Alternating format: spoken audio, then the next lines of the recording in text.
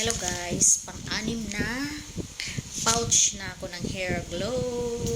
Pang-anim na guys. Hindi lang siya basta-bastang glutathione, collagen din siya. Pampaganda rin siya ng balat, pampaglow. At ang pinaka-importante sa akin ay yung mawala ang pimples ko at wala na talaga kahit padating na yung yung dalaw ko, as in hindi na ako natutubuan ng pimples. Kung meron man isang piraso, mga 2 araw, wala na, natutuyo na talaga siya.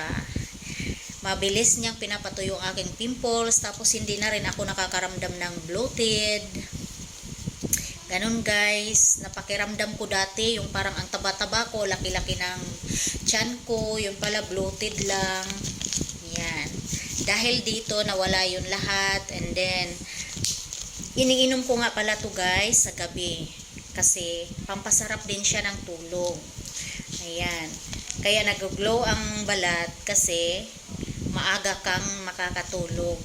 So, isa na lang ang iniinom ko, ilang months na, isa na lang ang iniinom ko talaga. Itong 30 capsules na to, consume ko siya for 1 month. Dati, 15 days lang kasi nung baguhan pa lang ako mag-take nito, mga 1 month, 2 months, ganyan.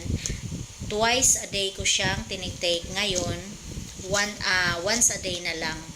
So, sa gabi lang.